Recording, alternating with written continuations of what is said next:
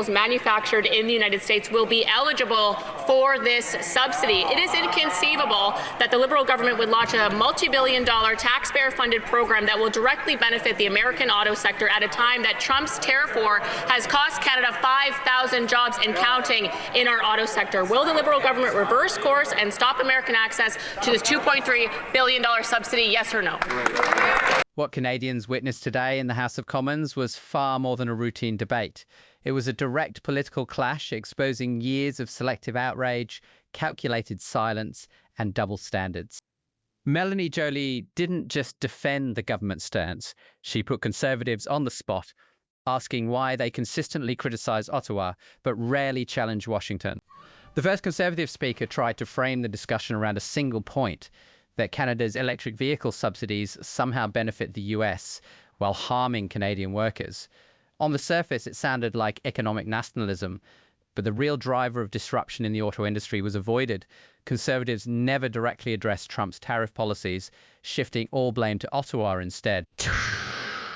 Joly immediately recognized this tactic, and this time she didn't let it slide. Favor of this, Mr. Speaker, Donald Trump, because $2.3 billion is now accessible to his auto market when his tariff war is costing our economy thousands of jobs. It is, again, inconceivable that the Liberals would manufacture a program that gives billions of taxpayer dollars access to the American market. Why would we subsidize the American auto sector at a time like this? Will they reverse course, yes or no? Auto plants from American car companies who are being closed. We embrace the Japanese automakers. We'll do that, and we will endorse those who build EVs. Then the Conservatives intensified their attacks. They blamed the Liberal government for job losses and pointed to Canadian policies for decisions made in Washington, holding Ottawa responsible for American protectionism. Yet despite their louder rhetoric, one thing remained. They still refused to confront the US directly.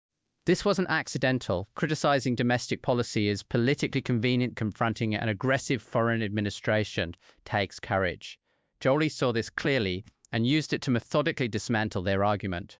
North America, when these Liberals announced their EV subsidy plan, is Donald J. Trump. Yes. Let me explain. He has explicitly said he wants to take every single Canadian auto job and bring it down to the United States. And under these Liberals, he's succeeding. 5,000 auto workers have lost their job. The plant in Brampton that was supposed to build the Jeep Compass is now in the United States. By the third round, the debate's tone had shifted. Conservatives were no longer discussing policy. They questioned the government's loyalty to Canadian workers, accusing Ottawa of surrendering jobs and paving the way for American dominance.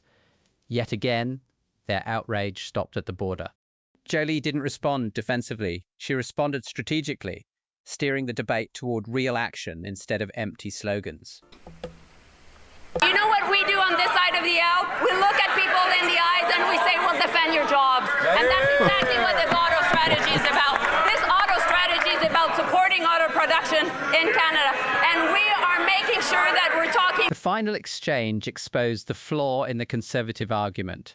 After repeated attacks, they still couldn't explain why they had never confronted US tariffs directly or justified their silence when Washington's policies threatened Canadian workers.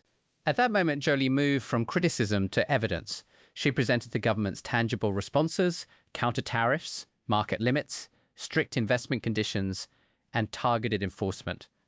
The message was clear. Protecting workers requires policy and decisive action, not just speeches. Today's debate was never just about electric vehicles or subsidies. It was about political honesty. The question was simple. Does defending Canadian workers mean confronting the real source of economic pressure or exploiting Washington's actions for domestic gain?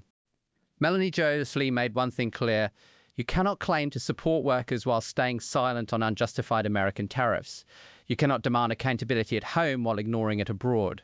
Credibility cannot be built by picking targets selectively. Today, that contradiction was exposed not with slogans, but with substance. If you value fact-based analysis of Canada's role in global politics, subscribe to Canada News. We break down power, strategy, and consequences, not talking points.